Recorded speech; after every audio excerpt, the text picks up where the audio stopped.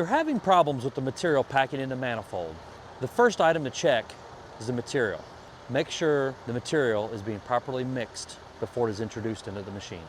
If it is determined the material is being properly mixed, there could be accumulation of material in the manifold, or there could be a check ball or pumping items worn out in the manifold. Please refer to the HyFlex operation manual, Troubleshooting, for tips. If the material is packing in the manifold, we will have to disassemble the upper and lower manifold to clean out the pack or determine where the pack is in the manifold system. These are snap joint clamps. These need to be removed, and there is also a snap joint clamp at the hopper.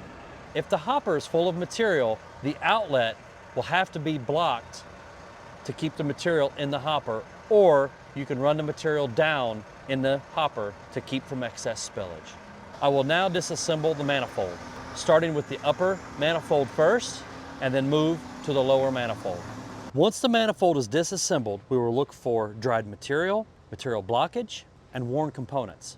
To clean the manifold, you will need a high-pressure water source to remove the blocked material. If you require further assistance, please call HyFlex Tech Support.